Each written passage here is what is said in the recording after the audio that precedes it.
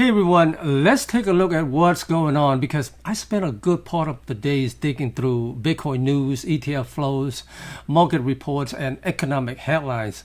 And I kept coming back to the same question. Everybody wants to know why Bitcoin is down. That's fair, but I'm actually more interested in something else.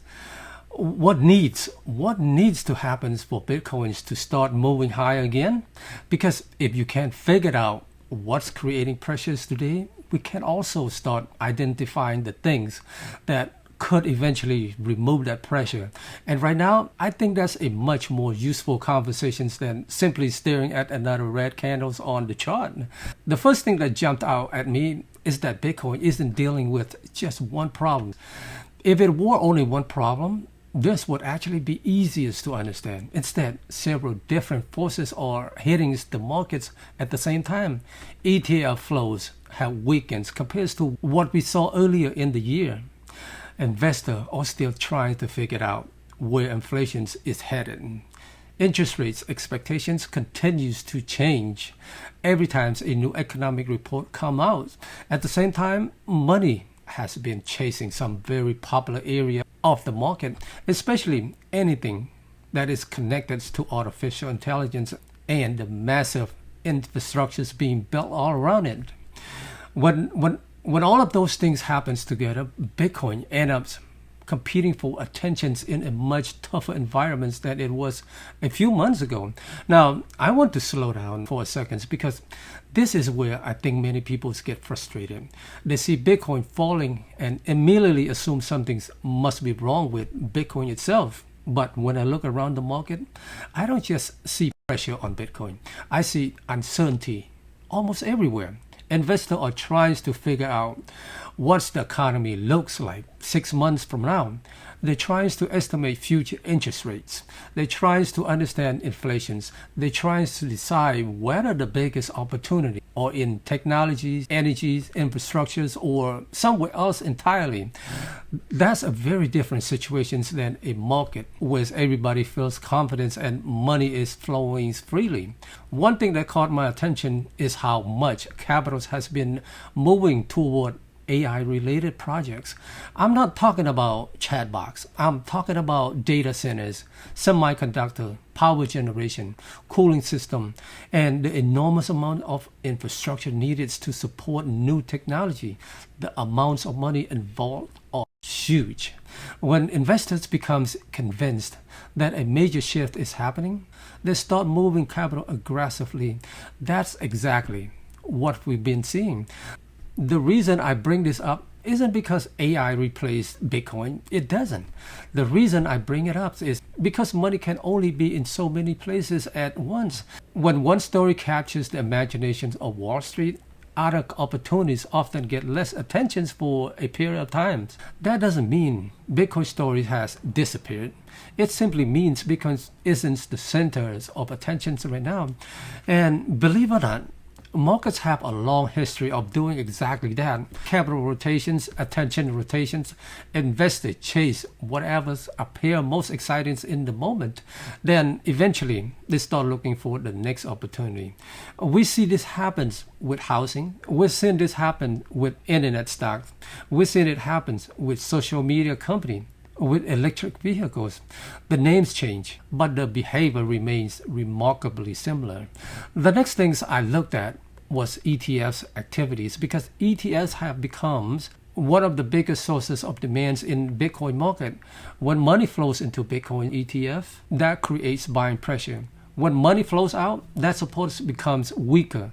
Lately, ETF flows haven't been helping Bitcoins the way they were early in the cycle. That doesn't mean institutions have abandoned Bitcoin. It means demand isn't arriving with the same strength. That's an important distinction. Sometimes people hear about ETFs outflows and immediately assumes everybody is running away. That's not necessarily true. Markets often go through periods where investors simply become cautious and wait for more clarity. And honestly, that's a word I keep seeing everywhere right now, clarity. Investors want clarities on inflation. They want clarities on rates. They want clarities on economic growth. They want clarity on where capital should be allocated next. When clarity disappears, confidence usually disappear with it. That's one reason markets become volatile. It's not always because people know something terrible is coming. Sometimes it's because they don't know what is coming at all. So where does that leave Bitcoin? For me, it brings us back to the original question. What could change the situation?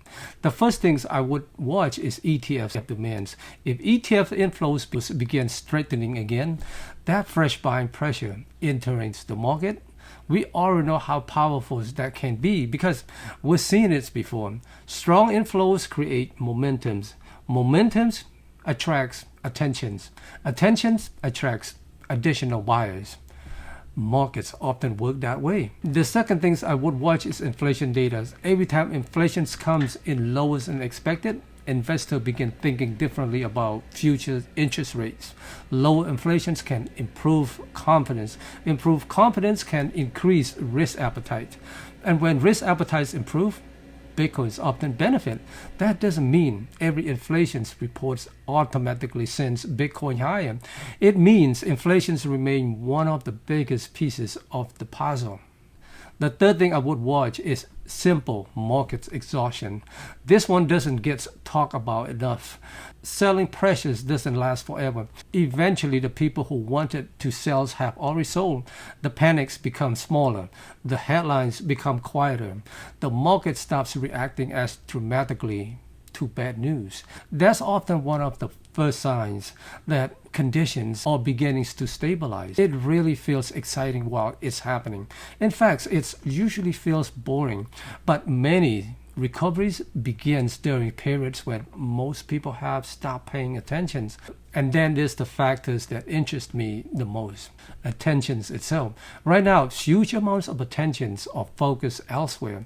That's just reality. But attention doesn't stay in one place forever. Markets instantly search for the next opportunities. Investors constantly search for assets that appear undervalued compared to where they think the future is heading. At some points, the questions people are asking today will change. Instead of asking whether AI infrastructure is receiving enough investment, they may start asking, where's the next wave of opportunities in developing? When that shift begins, capitals can move surprisingly fast. That's why I think it's important not to confuse today's conditions with a permanent outcome. Bitcoin is facing real challenges right now. ETF flows matter, inflation matters, interest rates matter, market sentiment matters. Those are legitimate pressures, but none of those factors tell us what the world looks like 2 years from now or 5 years from now. They tell us what investors are focused on today.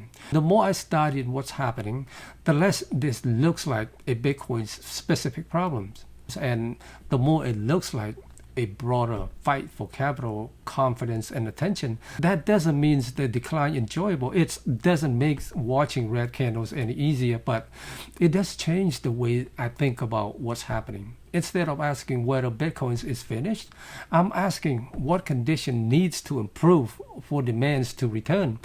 And when I look at the markets through that lens, I see several things worth watching closely.